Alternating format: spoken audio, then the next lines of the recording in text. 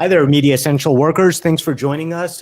We've done quite a few exciting shows where we profile the people who are out in the field with us and kind of shown us, introduced us to each other.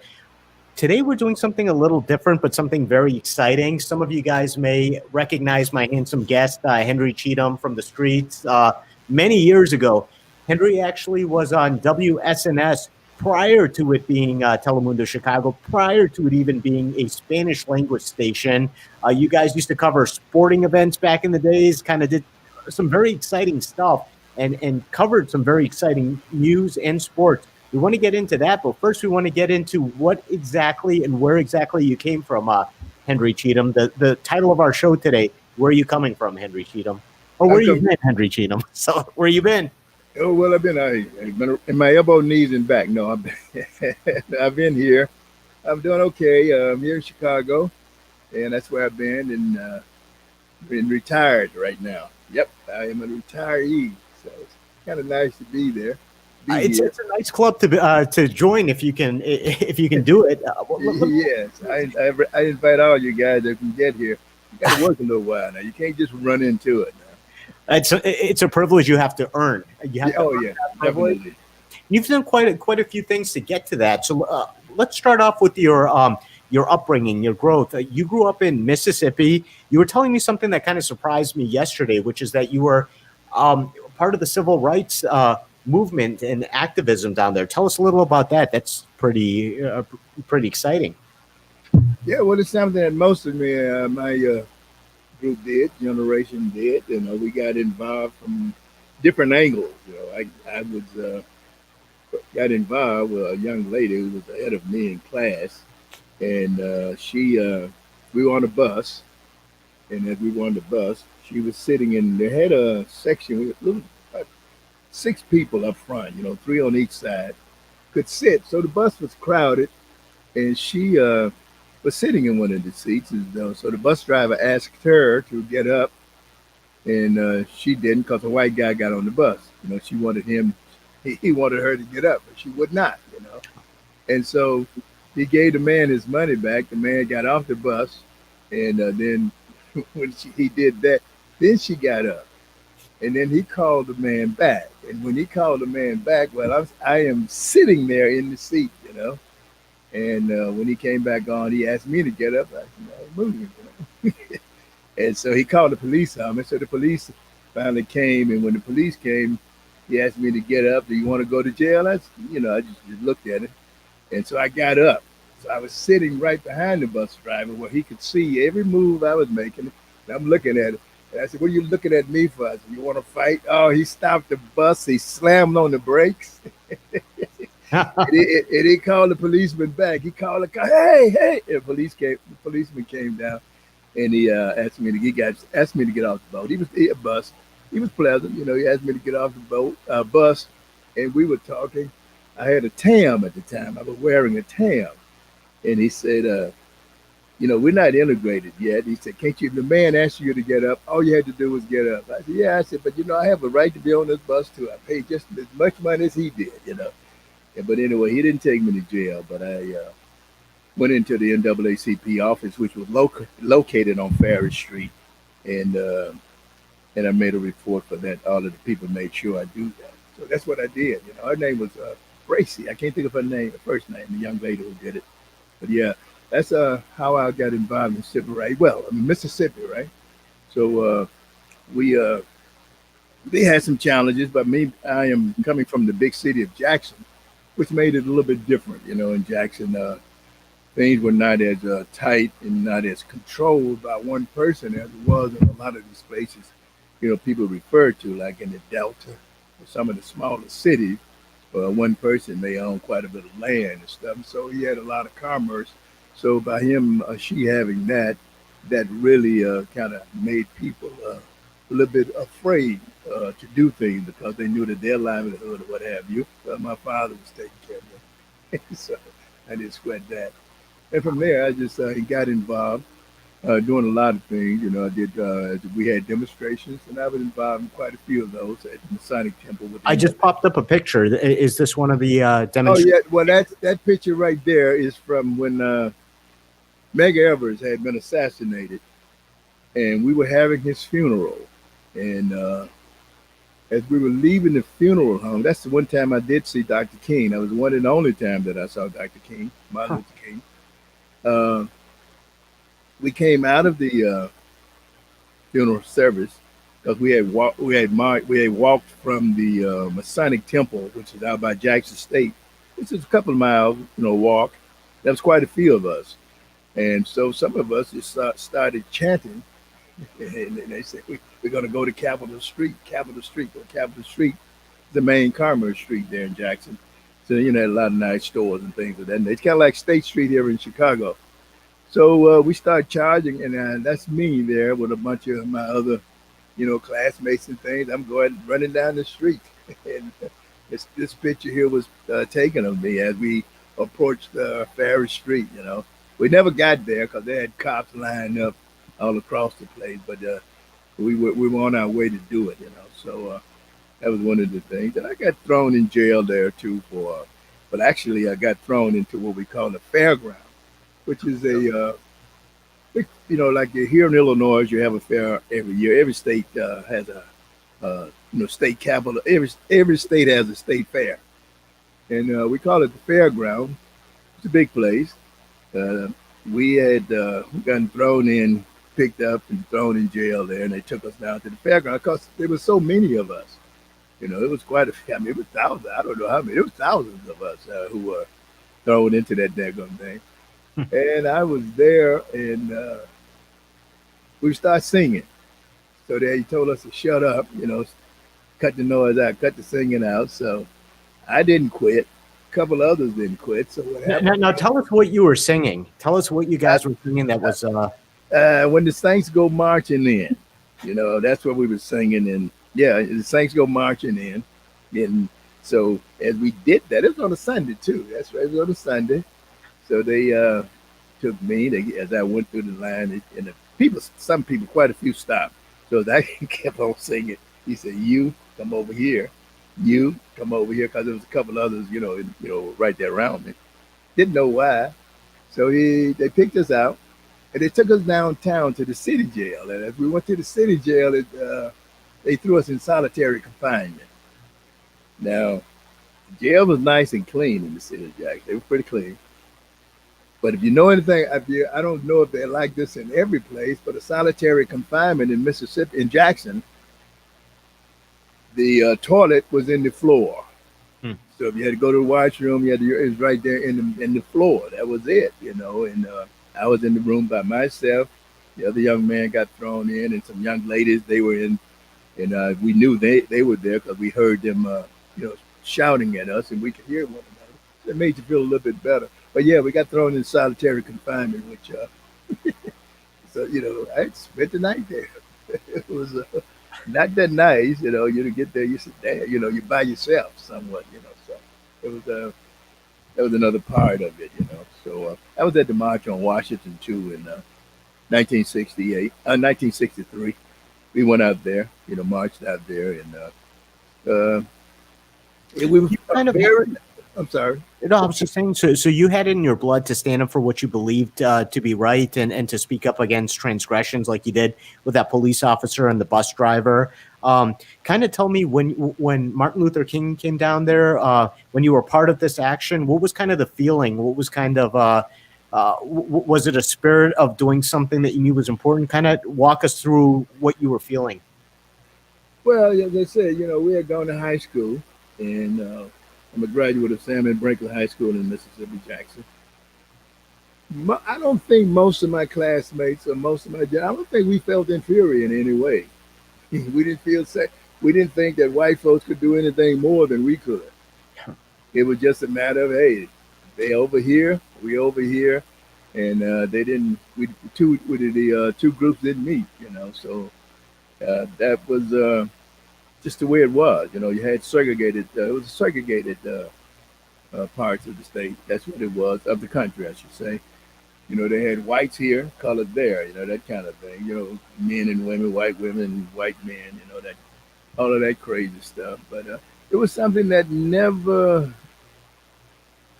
It was something that happened. It was something that was there, but you were not totally intimidated by it. The only something that intimidated me was the cops, the sheriffs, and stuff like that, because they had full power.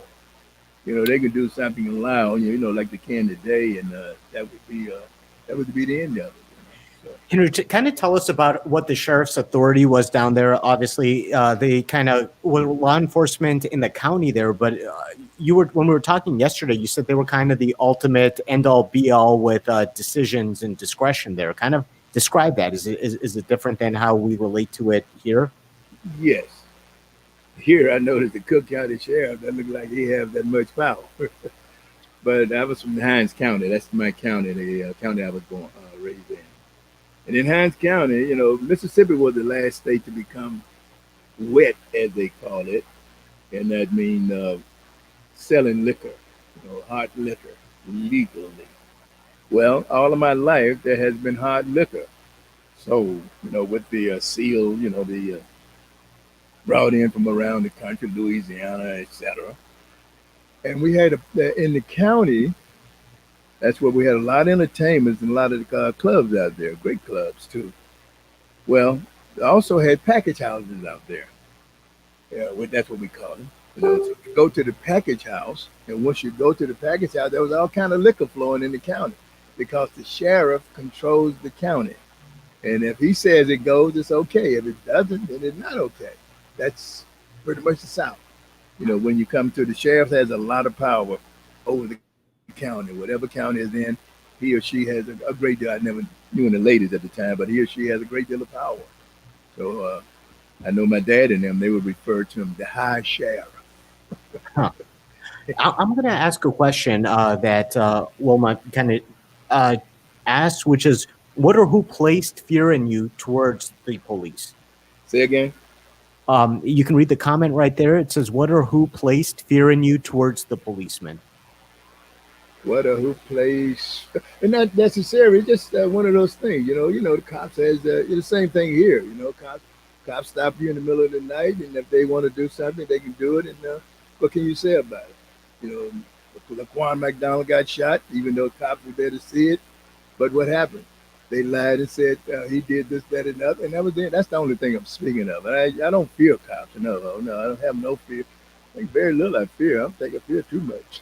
Well, it sounded like you actually had a somewhat respectful conversation with that police officer on the bus, and that. Oh yeah, he was very respectful. He said, "Well, we're not integrated down here yet." He said, "When we get to be in it, then that's a different thing." He said, "When he told you to get up, you should have gotten up." I said, "Yeah, I could have done that." I said, "But I didn't." Yeah, I chose to go a different way on that. Yeah, I said, but I didn't. So tell me this. So you have grown up as a Magnolia man, you were telling me. Oh, right, Magnolia man through and through, yes. Describe what that means. Tell our viewers, what does it mean to be a Magnolia man? Magnolia man, simply the state of Mississippi, the magnolia flower is one of our flower of our state. We call it the Magnolia State. So you wear that with pride and represent yourself as a Magnolia man coming from Mississippi. Yeah, I do. I mean, hey, there's a lot of great people there. A lot of great people before me and after me. But there's a lot of great people. I saw real men and women in my growing up in the South. I mean, real men and women. They didn't have fear of on the end of this crap. They would do things to accommodate because they didn't want to go through the hassle, or they knew that things were being wrong. But they still, they were very proud of folks. Yeah, definitely. Sarah's telling me that there's a little bit of a buzz in the audio. Sorry, do you still hear that? On me? On my end? Yeah, just see if you can maybe shake the microphone a little. Okay. All right, let's see if it clears it just a little bit. Sorry about that. Oh, yeah, no worries. Oh, whatever you did, talk for me. Let's see if we can hear you. Okay, yeah. That's perfect. Whatever you did, you sound a lot better, a lot more crystal clear. So, Sarah, thank you for pointing that out. Thank you very much, Sarah. I mean, 14 minutes and he's in broadcasting and he didn't get it. These headsets are just for show. Oh, okay. It's funny because I was once covering a press conference and I wear the same headset and someone said, oh, so you can hear everything. I'm like, I won't do anything about it, but I hear it all. But that attitude wouldn't fly when you were in television. I mean, you guys were broadcast engineers. You got into this trade, and it was something that had pride, something that you really represented. Tell us how you went from being a Magnolia man, and I'm skipping a few steps, so tell me the steps along the way to getting into the broadcast industry. Actually, tell me the steps in between. Okay, yeah. When I left home, I went into the military, and I was in there for 2 years I volunteered for the draft, so I served 2 years there. And when I got out, I came to Chicago, following my oldest brother, whom I love. All of my brothers and sisters I love, but I was very close to him. But anyway, I came here, and I got a job at Ford Motor Company making cars on the assembly line. I became a utility man there. And from, while I was working there, I was raising a family, and I was going to college. So I got a bachelor's degree from Columbia College here in Chicago. And when I left there. Well, I got to ask you before you say you left there. So you were obviously probably United Auto Workers. Was this also your first real taste of the labor movement and union solidarity? Kind of tell me what that was like as a young man in that experience. What was the labor movement back at that time? Well, at that time, you had great labor leaders as A. Philip Randolph, with the Pullman Porters. You had John Lewis with the coal miners and all of that. And at UAW, we had Walter Reuther. So all of these guys, these guys had great history of labor, confrontation with or without, and trying to move things to where we had gotten to, not to where we are today, because today it's a totally different thing, And it was the UAW was a very strong union, very conscious about a lot of things, and I was very proud to be a UAW member. Did have one or two strikes while I was there. And that's when I found out what a union really is. General Motors has a bigger workforce during my period. They had a bigger workforce than we did. And Chrysler and Ford, we were next, and then Chrysler. So what happened is that General Motors went out on strike. Because we would do it in different places where General Motors, Ford, or one or the other would do it. So General Motors went on strike, and what happened is that they took money from us. Part of say, but they would take $100 just a figure. I'm not sure exactly what it was, but they made sure that the guys who went on strike at General Motors had some kind of income. When coming in, union pay, and because they were good union members too. So that's when I found out how strong and what a union is all about.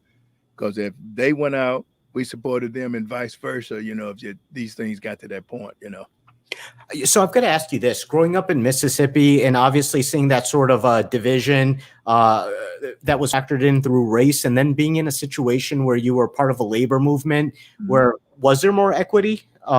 Did you see more equity? Like, what was the change there? You've gone from a place where you kind of had to fight for your ability to even to be able to stay seated, to one where ideally and ideologically, what they say is everyone's supposed to be treated equally. Was that the case? And was that part of the appeal of the labor movement? Well, obviously, by it being a closed shop, there was no choice but to join the UAW.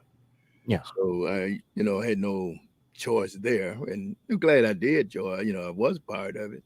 Because as I was there, I did work at a place where they had a union, but it was not a closed shop. And there was union members, and there were not union members. Because when we went on strike, I, took one of those jobs. The fact I said, they're not union. These guys are union. And you can see that a person who's not in the union, they're getting almost the same thing that a union member is doing, but a union member is paying dues. I mean, that became a problem. But I did not see it from that point. I just knew that I was part of UAW. I was able to move up the rank a little bit. I was started out at just a person on the assembly line. When I left, I was known as a utility man. That means that I had to do 2 or 3 different jobs, relieve people and all of that stuff, So it was good. I think that the UAW and working at Ford, I did not see any, real difference as such, because we all got paid according to the contract, So that's where equity comes at. We Everyone's guaranteed that rate. Right, whatever it may be. So you're that, we all got the same, if I get 6 weeks, you get 6 weeks when you get to that point. So I didn't look at it from that any other point of view, no more than that I knew a little bit about the labor history, because my father was a union organizer in Mississippi. Well, yeah, where at? What do you do? He was not necessarily an organizer, but he was one of those who was fighting for the union. He was one of those, yeah. Very cool. So you're doing the UAW job. You're going to Columbia College. You kind of know that you want to get into communication. I don't know if it was television, but you. Yeah, radio is what my first show. I love radio. Huh. I wanted to get into radio, and one of our classmates said, "Hey, some of us need to take television." I said, "Okay, that's it. That is good." So I said, "Okay." So I took radio and television, and when I graduated, because I wanted to really be a journalist. That was my first love, because I think journalism is a real journalist. You can't beat it. It's a high calling to be a real journalist, one who has some degree of integrity, love to drink, and we love to eat. Those are real journalists. You play hard. That's what I'm hearing. Yeah, that's it. I mean, that's what they did. I mean, saw some great writers, man, but hey, they got through that store, they're drinking and still trying to, it's whatever, but that's the way it was, that's why I got into it. That your dad actually followed the news. He had some journalists that he was very kind of always followed. Were they print? Were they TV, radio? What was your exposure at the age? Radio, basically at that point, and then television when it really was there, because he was a great Eisenhower supporter. I guess my father was in the Navy. So he was in World War II there. He was in the South Pacific. And so he being a Navy man and Eisenhower being a military guy. So that, he really, and in fact, that's kind of when I started watching politicians because I'm sitting there with him and he's, he's watching it religiously, and, so yeah, that what got you into it, or is that what kind of kept you away? Seeing him? No, that's made me want to, because he would watch it. And I'm trying to check it out and see what he's watching. Oh yeah, definitely. Get into it. Yeah, he was. My father. I hear people talk about voting and all that stuff. I said, my father, all my life, he has always voted in the state of Mississippi. I knew him and a couple of my teachers and things who did vote. So I used to hear him talking, about civics and all that stuff. And so that gives you an idea about responsibility, citizenry, as a responsible citizen. So I used to watch all of that, but no, and I think that's, and he always would do little things that, he liked news. I mean, he enjoyed it, and then so too did you. You wanted to first go off into radio. You kind of found yourself in television too, because some classmates are like, you got to do both. Where do you go from there? Like you're doing both. Tell me where you find yourself. Well, when I graduated, I ended up my first job in television was down in Indianapolis at WISH TV. You may know the young lady who's here now, and Jane Pauley was one of the people on staff with me at the CBS station down in Indianapolis. Channel 8. I've heard the name. Right, she very nice lady. She was on NBC here, and then she went on to the Today Show where she and Brian Gamba were hosting that show for a while. I stayed down there for about a year, and then I came up here. And as I was down there, I would do a little bit of writing too. And because I always, like I said, I wanted to write. I always wanted to do that. So I came here to Chicago to, I never left home, I should say. I got my next television job was here in Chicago at Channel 44 in the production department. Okay. So I got to tell you, we've done a lot of profiling and chronicling of people. Okay. And most of them, I think they go all sorts of generations, but I think a lot of them are mine as well. And I think a lot of people don't realize that 44 at one point wasn't what we know it as Telemundo Chicago, but was an English language station as it was when you joined. It covered sports. It covered the White Sox. Tell us what you covered. Tell us what it covered. Tell us what its philosophy and its vision was at that time. Yeah, Channel 44 was a very young station at the time I joined it. It was one of the UHF stations that was doing things a little bit different. And when I got to Channel 44, we did a lot of sports. and we did a public affairs program too. But we did a great deal of sports. Uh, we did used to do the DePaul basketball. We did Loyola as well. We did those games, and we used to take a lot of sports feeds. Had a couple of networks around because sports was different then. It was not like it is now. You could smoke then, you could drink, you could talk trash then. And Right on the field. yeah, you could. I mean, not lighting cigarettes on the field, but people smoked and a whole lot of stuff like that during the period. Yeah. And I know you told me you're from Boston. That one of the teams that I used to like watching. The uniforms, I guess, plus a couple of homeboys was on there. George Scott was a player there. With the Boston Red Sox as we covered the Yankees. Louis Tiant, guys like that, as well as Popeye, his called. I can't think of his name right now. He was a manager at one time. He's a very good guy, though. He used to play with the Dodgers. But no, we did that. We covered a lot of parades and things. We did a couple of those as well. Well, I got to ask you this. I feel like I'm missing a point. So you went to Columbia. You got into broadcast. I'm imagining broadcast was as competitive then as it is now. You went to Indianapolis. Tell us about that transition to Chicago. How did you get into 44? Well, I was actually trying to get into NBC, ABC, CBS as a writer, as a news writer. I wanted to be a news writer, That's what I was trying to get into, and I would come home on the weekend because I stayed in Indianapolis, and I would come home on the weekend. My wife and kids were still here. Yeah. And I would drop my resumes off at, the stations, I would call and all of that. And it was competitive, but it was bigger then. It was a bigger area because you had a lot of shooters at that time, and it was different because you had people.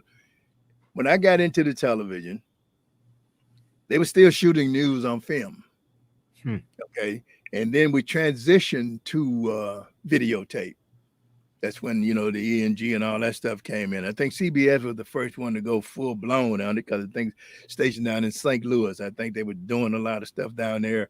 With the videotape, with the mini cams and all that. So now we become portable. I saw it become portable. Before, you shot on 16 millimeter, you got back, you process it, and you aired it for the 5 o'clock news or whatever, So that was those are some of the changes that was a great deal of changes.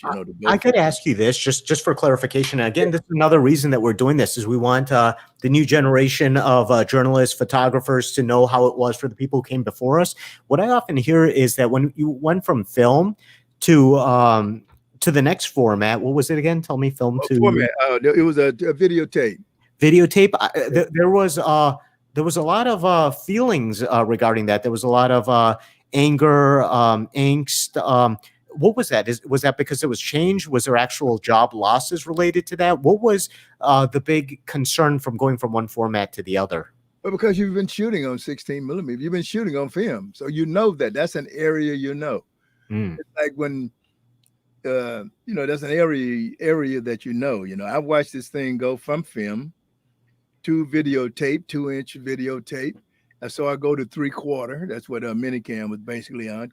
It's go into 1/2 inch, and I saw it when we went into Avids. What we're doing now. What the hell, digital video. Yeah. I watched that format, and there were some people who were scared as hell when we went into digital. I mean, here these people know television, they know what they're doing, but yet just the mere fact now we got to do it through this process. Hey, it became a little. It's scary. And you completely put it in a way I understand. You're comfortable with something, you know how to do it, and now you're told do it this other way. Right, you got to do it this other way. Now you got other words. Not that you got to learn a totally new way, but now you got to learn this new process. So were you one of the people who was scared and angry, or were you one of the people like, hell yeah, I got this. I got this challenge. Hey, no, it is what it is. I mean, that's it. Once you see what it is, you go on and you move forward on it. That's all you can do. I mean, a lot of folks, it's like now, a lot of older people my age or what have you, they think that computers is something to be afraid of. I tell them, it's not that difficult, folks, if you take a few minutes to learn this, that, and other, to be an operator anyway. I said, you act like I said, you always had a telephone and you've had a camera, but it was by itself. I said, now you have a camera, a telephone, you got a typewriter. All of this stuff right here is on one little machine now. I said, so that's where we are. So you know how to use that other stuff. You can combine the talent. You know how to you get through with it, you know. Well, so you were doing a lot of things when you were at Telemundo, or actually it wasn't Telemundo at there. It was 44. What was your favorite? What was your favorite job of all the ones you did? You know, I enjoyed most of what I did. I can't think too much. You know, I enjoyed when we did a lot of live stuff, remotes. I enjoyed doing sports. You know, because we were good at it. We had a good team. You know, and we covered the White Sox. We covered the Bulls. We covered. You know nothing about it. The WHL had a hockey team known as damn, I can't think of them all of a sudden. Anyway, Chicago had another team we did at the amphitheater, and the venues were different too. You know, just a little more complicated. And that's one thing about the new stadiums. It's easier. You know, before, man, when we went to the stadium out there to cover the Blackhawks and the Bulls, we put our stuff into a basket, we would call it. But it's you take it and you had to hoist it up. You know, from that, like literally hoisted up on a fulcrum and whatever else they call those gears. Yeah, motorized horse that hoist it up, and you know, we put it all in there. They bring it up, and then when we got to a certain level, and I think it was the second level, I think it was, because it actually, you know, it's such a big place. Then we would have to take it up. We had to lift it out. Now we walk up the stairs to the next level where we're actually going to set the cameras and things up at, you know, and I enjoyed it, you know, the work. But yeah, that was one of the, you know, things that today is everything is just walk and plug in, you know, but we had to do that, you know. We covered, as I said, the Bulls, the Blackhawks, and I'm still trying to think of the doggone WFL team we did, you know, but we covered a lot of stuff, you know, and how'd you get those images back? Was it still microwave trucks? Was it fiber? Like, what was the technology then to get those images of live sports back to the station for broadcast? Well, we had feed going back to the station. You know, it went from the venue back to the studio where we had patched into the truck, you know, which was transmitted back, you know, to the studio. You know, it would. Some places did have, you know, the bigger, like NBC and ABC did have the microwave and minicam stuff. But no, that's what we did. We had a big truck. But it seems like Channel 44 was the little station that could, in a way. I think it would be very equivalent to, with kind of my generation, the way CLTV was. Just the guys did what they needed to do to put stuff on the air. No, CLTV had the Tribune. You guys were a smaller independent station. Well, yeah. Well, we were a group. I think we had 7 stations. You know, this one here, one out in Montana, one in Wyoming, one or two in California. We also had Puerto Rico. We had a cable system down there or something. So. Yeah, it was pretty advanced. We did a lot of stuff. I mean, I look back at 44. I said we did a hell of a lot of stuff. You know, we did a lot of stuff, and I think we did a pretty good job on it. You know, I think we did a pretty good job on what we did. Because I'm telling you, there was not a ball going to get by me as a first baseman, a camera operator. If a man is on first and he's stealing the second, I got that man. Because you know, what you learn is you don't keep your head inside the viewfinder. You know, you got to look and see what's going on around. To me, that's what makes a great camera person. You're doing a live event. You got to look outside to see what's going on, because the director, just so you don't get hit by a ball or slid in. That stuff too. Yeah, all of that. Plus, the director can't see what you don't show him. You know, as you show him, hey, look, boom, he's stealing. You know, so that's what you try to get the cameras there, and that's one thing that's kind of frustrating about it is that when you direct the place and when you're doing camera. Now, as a good camera operator, you said, "Now, I would not have missed that play." And so, when you're directing, you can't do nothing about it but ask the guy, girl. They got to take what they give you, you know. Yeah. So I mean, but you appreciate it, you know, if they're doing a good job, you know. Yeah. So I'll ask you this: when everything's going according to plan, when everything is happening like it should. Yeah. You got your vision kind of 180. You're looking around. You're not just looking through the viewfinder. You're getting that shot. However, sometimes you get put into situations that you don't expect. I'm thinking specifically about, and let's talk about disco demolition night with Steve Dahl. What happened? You were there, first base. What happened? Yeah. Well, it was a tri-night doubleheader. It was Detroit Tigers and the White Sox. So Bill Veck's son, Mike Veck, he was a young guy, so I guess he about my age, Steve Dow, somewhere in between, somewhere around there. So what happened? The White Sox. Oh, Bill Veck was a hell of a doggone showman. Good man too. I enjoyed. Very good man. A common man. He's a common man. So just to clarify, and I want to make sure, I could be wrong on this too. This was the owner of the White Sox at the time. Is that correct? Yeah, Bill Veck. Yeah, he was the majority owner at the time, right? Okay.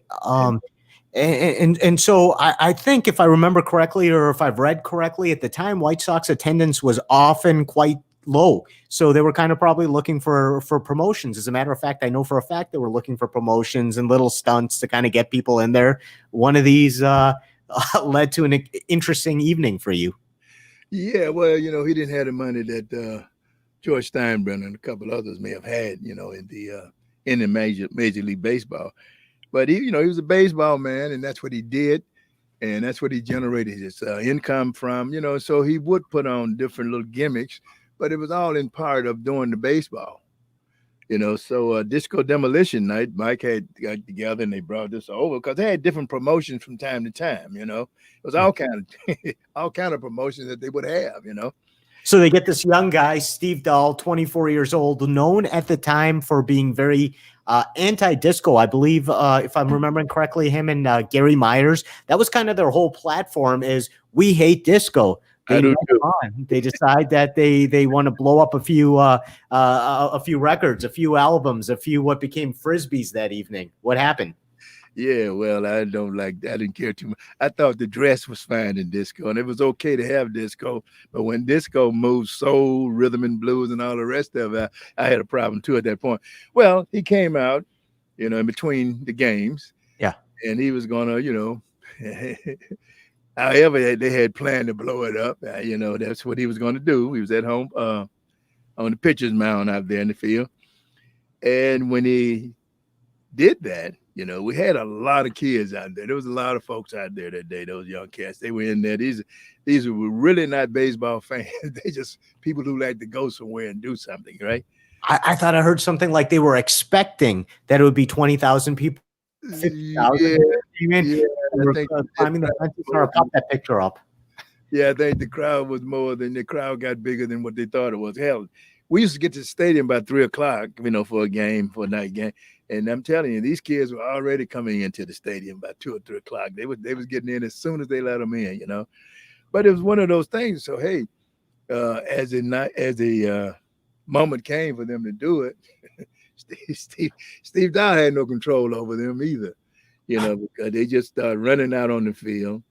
I saw a couple of guys coming down the backstop there, down that screen, damn, you're looking. I just sat down at that point because there's nothing you can do but, look at them, because you never know what was going to happen. Because I thought it was, it was going to be something really, really, really bad. Turned out, though, nothing really, they didn't destroy the stadium the stadium. They did the field, of course. But the game had to be called off because of that, because they were really unruly. So they couldn't have a second. The second game, the Sox had to lose that game. They got forfeited by Sparky Anderson was the manager at the time. And it was just turned out to be a very chaotic situation. I mean, it just went wild. I saw a guy and a girl. I didn't know if they were going to have sex on the field or not. I'm serious. I mean, this guy and this one girl, they were sitting there, and I think she had on a pink blouse and a green or black pair of pants. Don't quote me. But they started out there kissing, and they were just wanted to get on the field. And right on the pitcher's mound, you were saying, right? Right on the pitcher's mound. There was no shame about this. Right. And Bill Veck came out, he came out, he said, okay, y'all, please get off the field. You've had your fun. You've been on the field. They were not thinking about Bill. And they finally brought in some police officers, because, he called them in. And because we always had cops out there already as security. And that's how they ended up getting them off, the cops are, driving, getting rid of them, pushing them off the field, What But was this like as a photographer who's on first base who didn't expect it to blow up like this? So when you saw that, what were you thinking? What was it like? well, when I first saw it, I'm looking up and I said, "What the hell is going on?" That was the first thing to my mind. What the hell is going on? Because you could see, you see Steve, Yeah. and the promotion lady. I know I can't think of her name right now, but they're down there and they're getting ready to do the thing. They got the mic, and Steve got his helmet on and all that stuff, and they're talking and they're talking, and the next day they're talking, and I think he hit that little thing. It's kind of blue, but it did explode a little bit. Yeah, it did explode. And after that, they actually start going wild, coming out, coming out on the stadium, on the field. And that I'm just wondering about what the hell is going on. I said, ain't nothing I can do but just sit here because the director was no longer cutting, So that was it. You know what? So Sarah popped up a picture. I think many people who grew up in this area are probably familiar with it. This is what the scene that you were kind of looking at, but from the ground level, you were there amongst this crowd right there at the old Comiskey Park. No, I was on top. You were. Okay, so you were a little away from it. We our camera was up on the second level. And so we were looking, we could see it all from where we were. Fantastic. And again, you said at this point the director's not cutting. Probably nobody really knows what to do next. What do you guys do next? Start off, if you would. Right. That's basically it. It's one of those things. I mean, we all caught it. I think Steve Dahl, because I looked up and Steve Dahl was up in the booth. Yeah. Up in the broadcast booth, And I said, why in the hell are you down there on the field, with the rest of, down there trying to, stop these guys, but he couldn't do anything either. They were just going to do what they wanted to do. And it did, it was an event. There's no question about it. It was a real event, Ended up, like I say, we didn't play the second game. The second game was called off, My good friend Ricky Vento's got a question. He wants me to ask you, and I'm very curious about this too. He said, on TV. Tell us about on TV. Oh yeah, that's what I said. Channel 44 did a lot of great things, man. I mean, we want to innovate. We were the first television station, to my knowledge, and I think in Chicago, definitely, to use Avids, as a news source, because a lot of guys were wondering what the hell we were going to do. Yeah, we had on TV after before we went Spanish, we had a subscription television service. And on TV had the movies that you would pay to get it. And it lasted a few years, and I'm not exactly sure how many years, but it was a transition period when we left what we were doing, sports and all of that stuff. We went into on TV, became a subscription service, and we played movies, and we were pretty successful at it because there was no cable in Chicago. So people that want to see certain movies, they would subscribe to on TV. And we had sports. That was one of the mistakes I think the White Sox made because Bill Veeck no longer owned it at that time. It was Jerry Randolph and his group. And when they took it over, they want to take Sox and put it on as a pay-per-view thing. And so I think that really damaged the White Sox. And I think they're still reeling, from that PR move, because in Chicago, we're so used to, watching free television, baseball. That was one thing, yeah. And it was, don't quote me, I think it was $9.95 or $9.99 or something. It was a nominal fee. And that came out of us owning the cable system down in Puerto Rico, I think, because we knew how to do something, along those lines. And, Harriscope was the name of the company. That's who owned WSNS. It was Harriscope Broadcasting Company. So they decided to go from on TV from regular television, and that started at a certain point. At that point, we still had a few programs that was not, because I was producing a program called Here We Are. I mean, Dimensions. I take that back. Here We Are. What I do now, I was producing a program called Dimensions. And we would do that as part of our PR, public thing that we had to do to maintain our license and stuff. And so we went into that area, and it was very successful. And then cable came in, but at that point, we had transitioned over to Spanish language. But for Dimensions, you were a producer on that, correct? I was producing and directing it, yes. So you have some memories from that I know you said stuck with you. Tell me some of the key highlights. You're here producing a show in Chicago that you're obviously very passionate about. Tell me some of the things that really marked genuine satisfaction when you were able to complete it. But it was always, to me, a genuine satisfaction is when you can call somebody and you can finally get it. I did a show in South Africa at the time, and the Consulate General office in South Africa. And a guy I did know, I knew Dr. Conrad World. I knew I had a relationship with him. I had asked him, I said, will you come on the show if I can get the gentleman from South Africa to come on? He said, oh, sure, anytime. So, okay, all right. So I got in touch with the South African consulate, and I was talking to him. I said, yeah, I would like to have you on the show. I said, because you got a point of view. Everybody don't know, what's going on. All we know is what we get, And I said, but you can come in and explain yourself. Yeah. That was a very satisfying moment for me, because once I was not trying to trick him or anything, but once I told him, he said, yeah, I will do that. And I think his next thing, I told him who the guest was. I said, the guest is going to be Dr. Conrad World.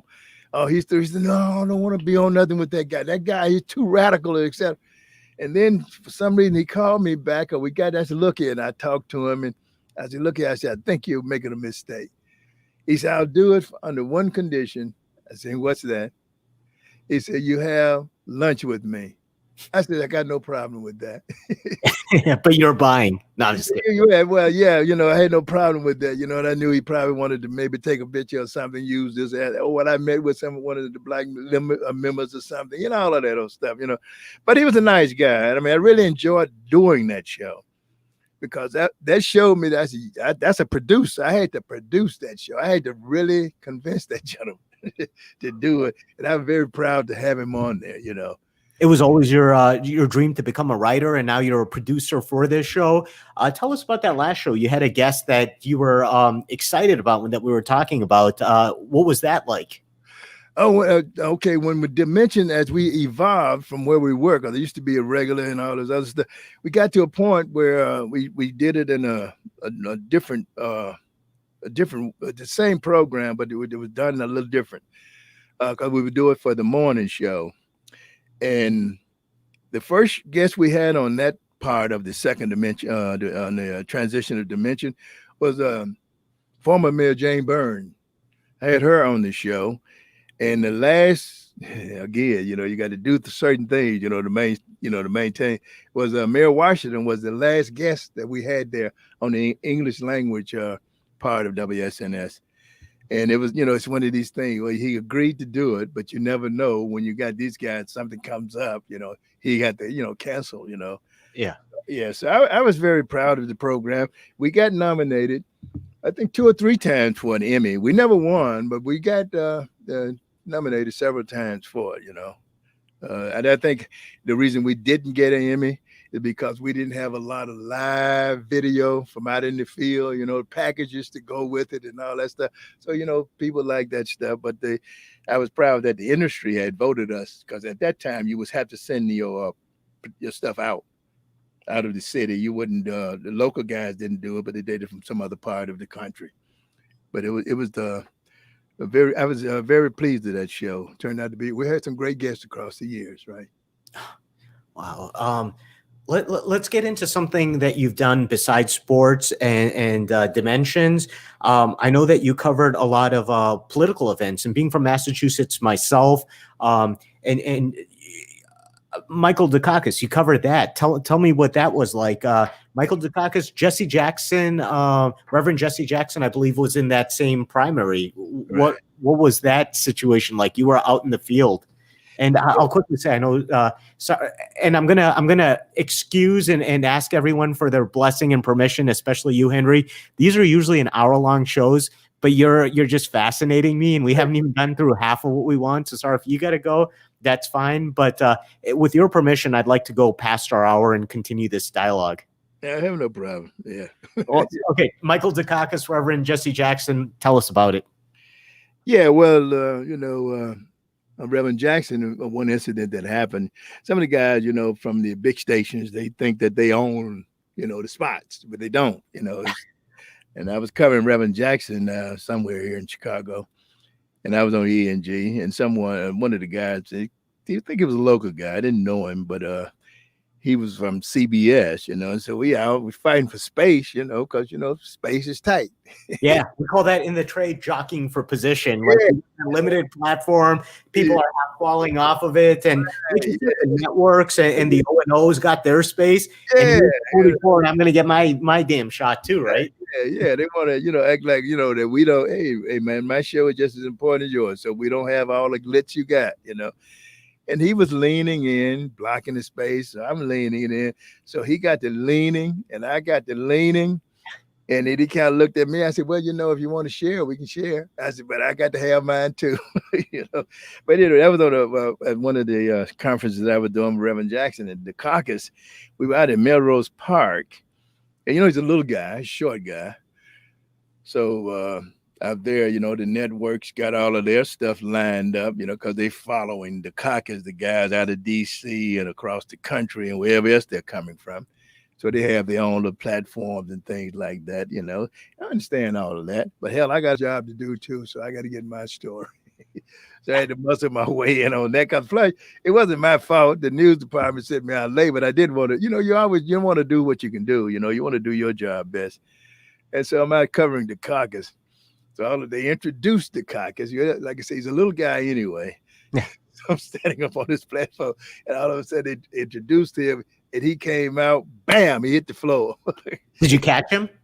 Hey, he gone. I can't, because there are people standing up in front of me, But he bounced up, and I did get a shot at him when he bounced up. But yeah, that was a memorable moment of out there covering some of that stuff, But it's see, some people are in this business, they like to, some of the people, and I think some of the staff members may have bought into it for a little while, but we were just as good as anyone else. We didn't have all of the bells and whistles that CBS, NBC, and ABC had.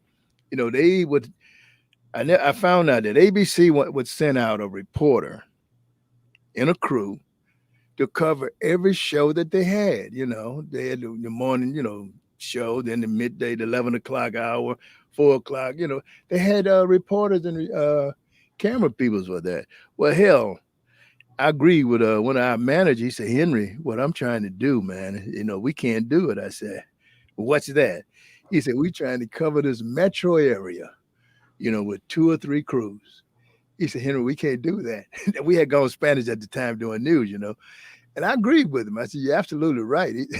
but we did a pretty good job in trying to really cover, the whole, the Chicagoland area. Some stories you had to put more emphasis on than you did the others.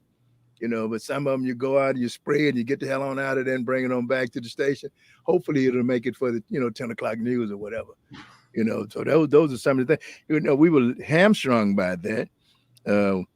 We first didn't have in minicams, a bunch of minicams to do it, live trucks. The other places had live trucks and we didn't. We shoot it. Now we got to bring it back to the studio. It has to be edited. With the other guys, they editing in the field, sending it back to the studio, and they going to cover another story, But you guys are racing back and got to take care of everything with this. Yes, all of that had to be done. Sometimes we had to edit, but most of the time we had an editor, doing it, But yeah, Well, let me ask you this: you go from an English language station to now you guys are Spanish. How's that editing process going when you have to edit? Well. Some kind of way we did it, because you would have the reporter or someone there who did speak Spanish.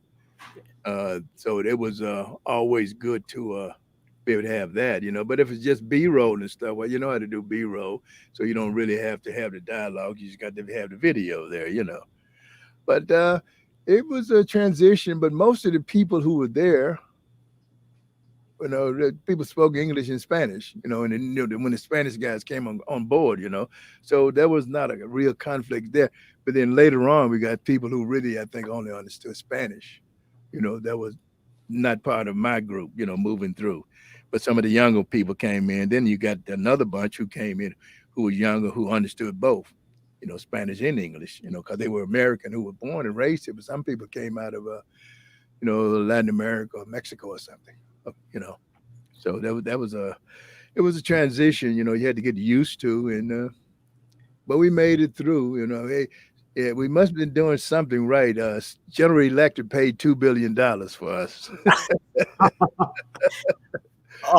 You get assimilated into NBC O&O. You guys physically leave your location. What was it? It was off of Webster at the time.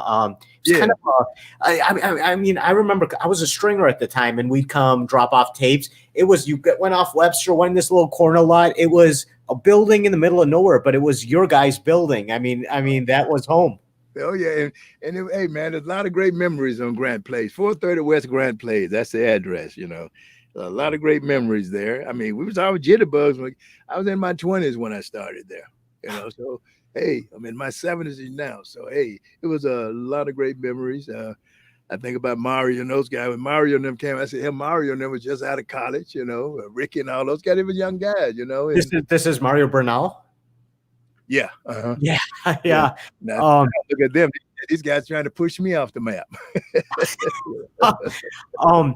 Gosh, and Mario's told me the stories about the people who've kind of taken interest in him and helped him grow along the process. He started off, I think he was telling me, even part-time. Tell us about what that was like to bring on these younger guys and train them. Now you're coming from a position where you have the expertise, and here are the young guys. Were they a threat? Were they people you wanted to guide? What was that like? Well, no, people come in right at attitude, nice. There's a couple people that came in with negative attitude. You didn't want to be bothered with them. But Mario's one of the guys that you have no problem with. He and Ricky and Eddie and some of these younger guys came through. It was good to have them, because they had a pleasant personality, and they were qualified to do whatever they, to learn the business. It was a great thing. I had a lot of fun with them too. When I see them today, from time to time, I still enjoy. I had to kid them about different things. But oh yeah. Yeah, Jorge and all of those guys. But yeah, it was good having them, come through, and they were respectful, and that was the most important thing. What was it like at this point when you guys were absorbed by NBC, moved over to NBC Tower? Well, I knew quite a few people over there, but some of the folks, they were a little anxiety set in for some, I knew on the Telemundo side, on the NBC side. Because a couple of them came. It's like one engineer was with me, and I was in transmission. That's why I left. That was my final stop, transmission.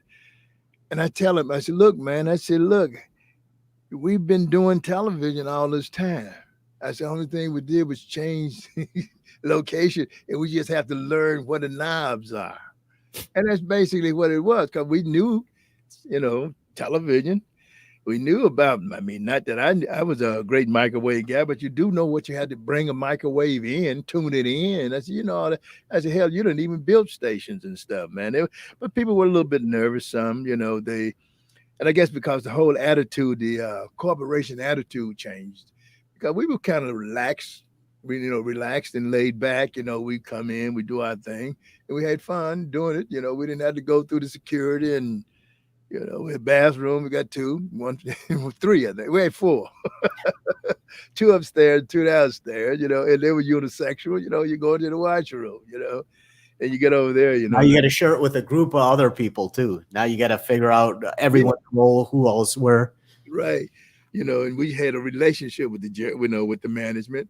We knew the general manager, we knew the program manager, we knew the engineer, chief engineer, and all that stuff. But we had to learn, all of the stuff, the protocol of NBC, which was totally different, how they did a few things, there were some good people there, because like I said, I've known quite a few of them. For the young guys, hey, I guess they blend right in. Ricky's still there, Mario's still there, Jorge's still there, these guys. So that's a good thing. Sylvia, she just left. Congratulations to her too.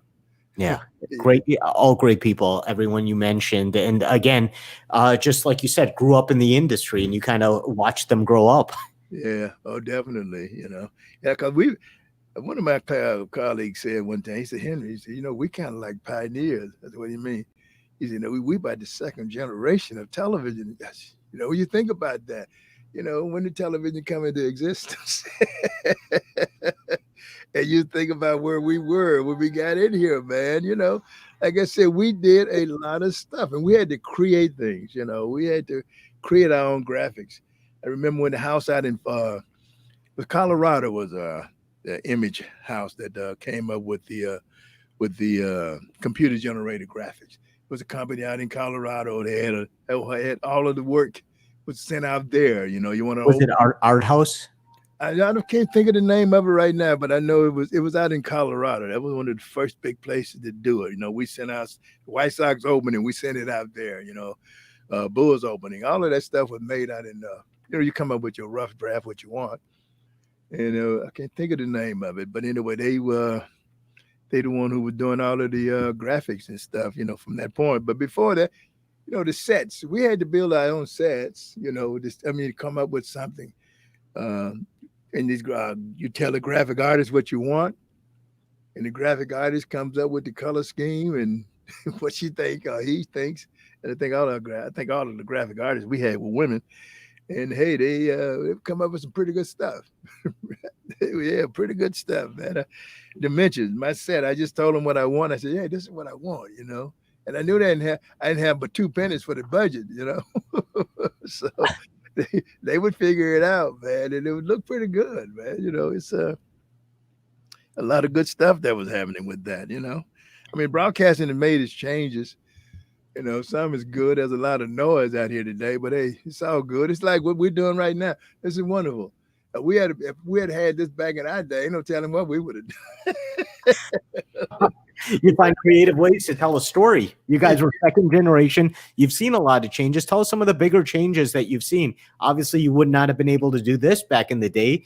But as you've progressed, what have some of the changes that you maybe advise the younger generations, the Mario Bernals, the Sylvias? What have you seen change? Well, I've seen the size of the cameras come down. The size of the cameras came down, and and I see in general that the media is using stuff that they probably would not have used. You can now shoot stuff, on your telephone, and they know how to figure it out to make it look good. So because hey, we paying $50,000 and $100,000 for them studio cameras and thing. Now they don't have to pay that. They're getting a great deal. A great look with this stuff. Now that they're going 8K and 4K, I don't know what the hell they're gonna come up with. But anyway, that's some of the stuff. When we went from analog to digital, it made things I think a little bit less expensive. In some ways. And I think everybody now think that they can shoot. Everybody's a great cameraman now, great camera woman. But in their own minds.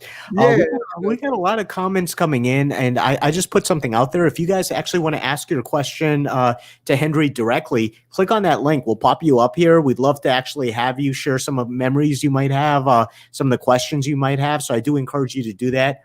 If you're shy, you can continue to do it on the comments, but we'd love to have you on the stream. So you took the long road, Henry, in terms of getting back into what you loved, which was radio.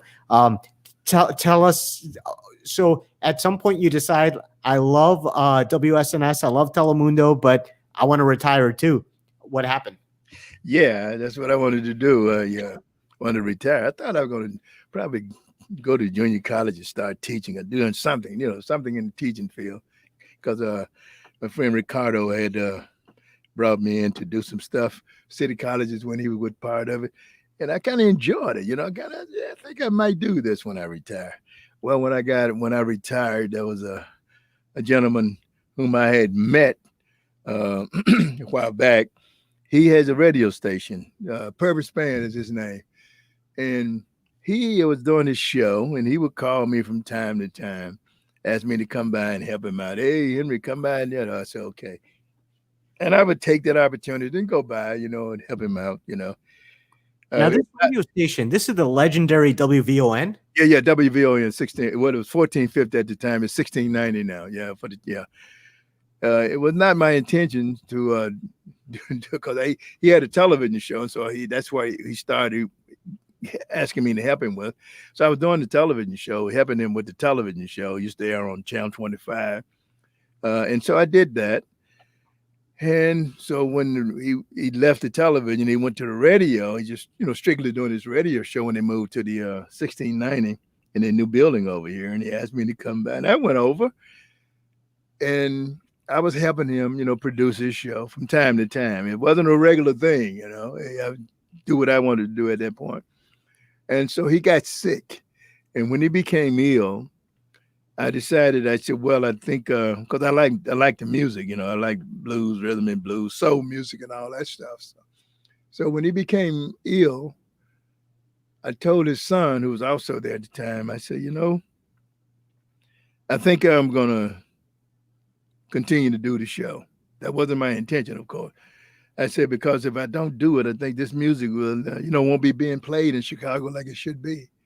I said, Chicago got VON has a great history of, making, playing these music, I said, so I'm going to keep it. And that's what happened.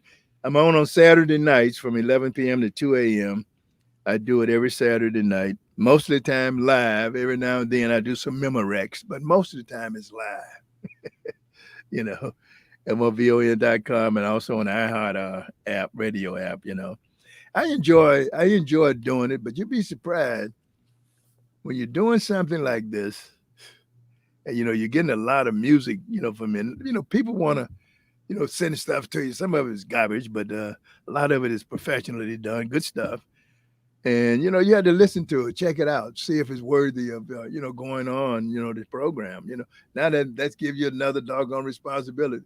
I'm not like you. You got a good helper there. I do it. She took off long ago. but like you said, a lot of it is the passion, and again, that's why I was like, it's an hour show, but we want to keep this story going because there's a lot to kind of talk about with this, and I want to talk about what about that music, what about the community, and people send this into you. Made you want to continue this? Made you want to continue to amplify the voices, maybe of the community? But I'm sure you're getting these music samples from everywhere, correct? Oh, yeah, they're coming from across the country. Yeah, I get it. And the good thing about it is you got some good artists here in Chicago. Because I'm not focused in just Chicago. A lot of people would do that. That's what they're focused. But I listen to the music from my home state. And I found some good music there. There's some artists who are really, doing real, authentic American music, blues.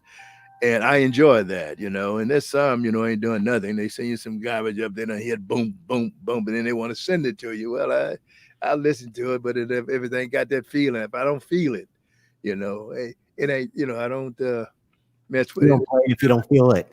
Right. And sometimes I may even, listen to a song and I say, okay, I give it a shot. Let me see what's to it, hey. And if it does, it does. And if it don't, I leave it as is, But yeah, it's a great thing to do.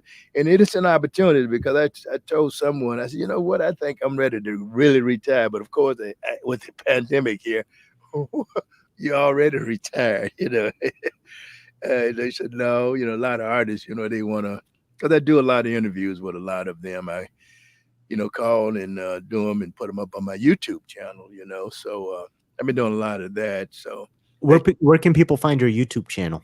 Henry CB on YouTube. Excuse me, Henry CB. YouTube. We'll put that on the body of the Facebook post as well. Right. What keeps you going in there? It's a pandemic. Obviously, it must be love because it can't be that much else. Love of the music and what else? Well, I'm not going in now. I'm doing it from home now. I do it basically on Skype or my YouTube channel. I'm not in the studio. I've been in the studio since March, but it's so you've been doing a radio show remotely? Yes, I'm either via Skype or by my YouTube channel. Yeah. So I'll tell you this too. We have a show, Life, Love, and the Grind, which is on WCPT, and we too have been doing it remotely. And it's been a source of contention in the house because my wife's like, when are we going to get the dining room table back? And I'm like, after this video podcast. But you know what? She's gone, so I'll tell you, between you and me, I'm never giving this table back. This is my podcast studio. Yeah, I do mine in the basement. I get up and come down to the basement and do it. I say, hey, this is pretty cool. I got some lights and I got mic and a little old mixer here. And hey, and when he sends it back to me and I get ready to put it up, it sounds okay. So I say, yeah, that's good. I say, you want to always try to be professional wherever it is. You take what you can. Some things, you can't be as elaborate as you would like to be. One thing I like about Skype now, they give you an option, where you kind of like got a chroma key in the back. That's a good thing.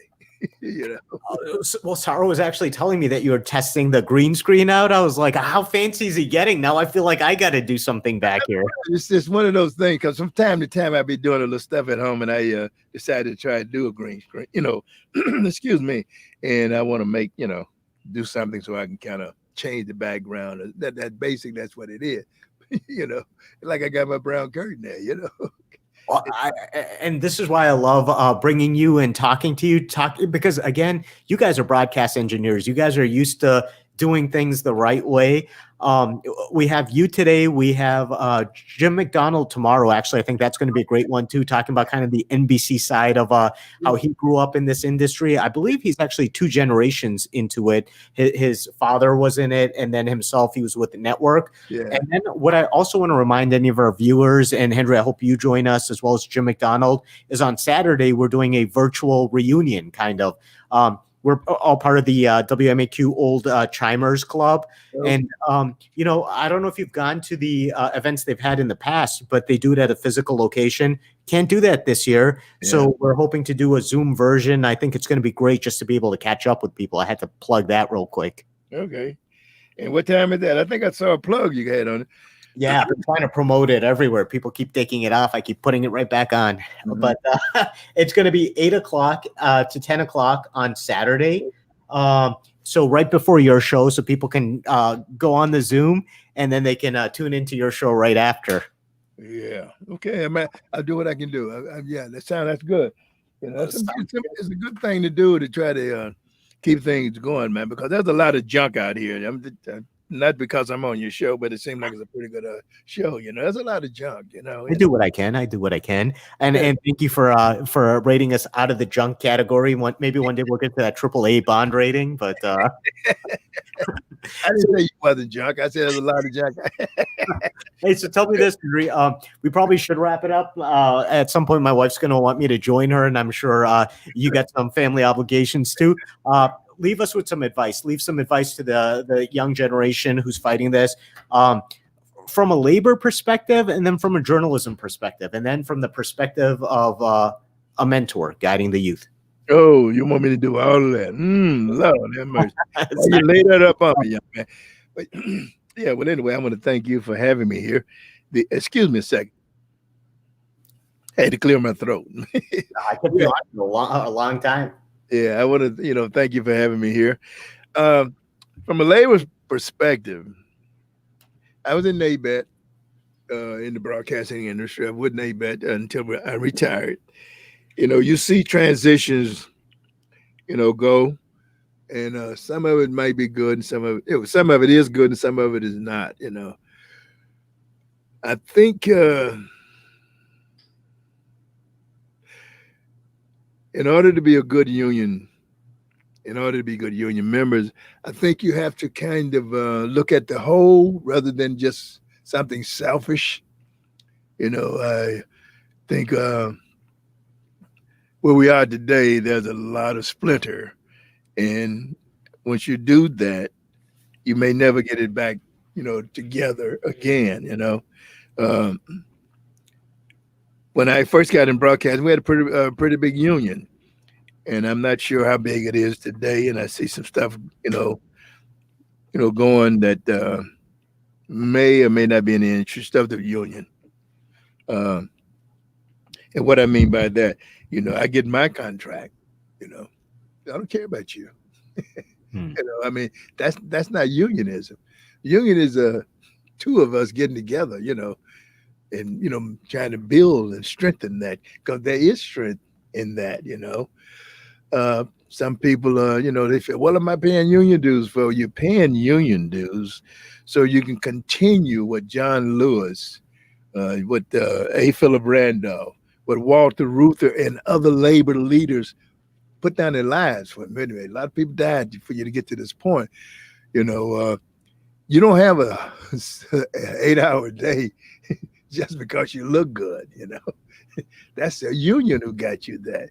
You don't have a Christmas holiday. Thanks. You don't have these dates just because somebody like you.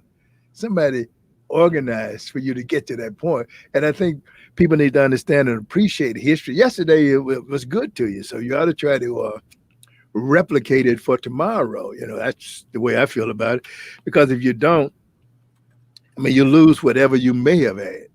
Whatever you had, you will lose it.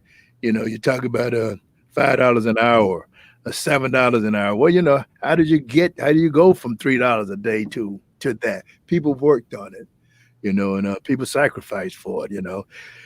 As far as the future broadcasting, I think people need to think about what the whole purpose of it is.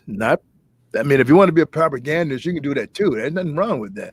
But if you call yourself news, then I think you should try to be objective as you possibly can, and really be as truthful as you can. You have nothing. If President Trump wins, so what? If President Biden, Vice President Biden wins, so what? But at least tell the facts on what's going on, and not try to color it. Some people look at me strange. I said, well, Obama, Trump ain't did everything wrong. They get mad at him. I said, no. I said, if a man does something, you should give him credit for it. I'm not Democrat, no Republican. I said, I'm an American, and that's the most important thing to me. I think that's from a journalism standpoint. I think a journalist needs to make sure that they are, as I believe in the who, what, when, where, why, and how. And being factual. Get the story straight. Being first ain't important. If you're wrong, you first, so what? You were wrong. You're the first to be wrong. Right. Yeah. There you go. You were just the first one wrong, so try to get it right, man. We have avenues to that. I mean, I was looking at a story about the announcer down in Cincinnati. So I'm trying to find out what did the guy say, so I turned on and there was some guy giving something and something. Okay, it still wasn't the story. So I finally did hear what the story, that the guy said, But, you have to, you should have some integrity about it. You should have some commitment to truth. You should have some commitment to trying to maintain the integrity of journalism. Journalism is not a biased issue. It's something you're supposed to be objective about. Speaking of my days in the civil rights, I'm telling you, man, that was some hell of a journalist. if I had to be out there this time, it'll be as distorted as it is today. I mean, you can see how things are distorted one way or the other, man. So it's completely polarized, and that's the thing. It was that level of neutrality that you almost wonder. Local news, I think it's more on par with being where it has to be. But with the national news, sometimes you get the talking head, and it seems just a polarization. Yeah, and I think that's a problem that many that who don't know who are not in the area, I guess I'll put it. I don't know how to put it, but people don't understand the difference between a commentator and a news reporter. I tell them, I said, what you see on CNN, what you see on MSNBC, what you see on Fox News. I said, Hannity is not a journalist. He's a columnist. That's what he would be, a columnist in a newspaper. So he's a commentator. So if he want to do that, he can do that, but don't look for him for news. I said, when you're looking for Fox News, you go to Fox News. CNN, I just don't know where the hell you find it at today. I know Ted Turner's disappointed because it was a great operation, in my opinion. But that's what you want to do. The commentators are not news, folks. You got to find out the real news people and try to find it. And there's some out there, people out there trying to do it. You don't have to be left or right. Just, be a news person. If you like me, you like me. You want to follow me, you follow me. But just to be biased by it, that's no good. And as far as mentorship, I but to just tell any person in the business who want to get in it, you have to make yourself. You got to commit yourself to being the best person that you can be, and you want to be as fair as you can be. As far as journalism is concerned, that to me, that's the most important a young journalist can take is to be authentic. We all got our selection. I like that shirt you got on better than I like the shirt I have on. You know what I'm saying? But I feel like a shirt, and I must treat that shirt right. So, you have to think about it and be objective about things. Don't let me color you, and don't let nobody else color you. Learn for yourself, read a little bit. I don't think some folks really understand the history of this damn country, and they don't even get into, trying to really analyze it. I think that would be something. I hope I'd answered your question. You absolutely did. And you've spent a lot of time with all of us kind of giving your perspective as a second generation in television, second generation being basically you started very early in it, and you've kind of given us a perspective about the changing landscape of Channel 44 in Chicago and the changing landscape of the industry in general. And I really want to thank you for that. I mean, you took now close to an hour and a half out of your day to kind of shed some light on where you're coming from. So thank you so much for joining us. Really appreciate that. No, it's been my pleasure, man. And when I think about it, talk about 44, I said, yeah, we did some things. We did some things, I could do a whole series with you. One show doesn't do it justice. But before we sign off, again, just tell our viewers where they can listen to you, where they can listen to your show. You can listen to me on WVON 1690 AM, and you can get me at WVON.com and at iHeartRadio. You can get us there. And we on every Saturday night from 11 p.m. Sorry about that. 11 p.m. to 2 a.m. Central Standard Time. And I have a YouTube channel. You can always subscribe there at Henry CB. You go type my name in there, and you will see a lot of the shows my radio show, as well as my television show. I do independently produce a television show too. I continue to do that. And you can follow me on Twitter at WVON Henry and at Henry _ Cheatham. And my Facebook page for Classic Blues, it's Classic Blues and RB. And, you got that. So don't forget to check us out. Don't forget to check us out here now, because, we just love doing this great American music. There's nothing better than blues, beer, and barbecue. Fantastic. I'm going to leave it there. Thank you so much, Henry Cheatham. Love that you were able to join us. And we got to keep in touch, man. Really loved it. We'll talk soon. Thank you so much. All right, thank you very much, sir. Bye-bye. Good day. Bye now.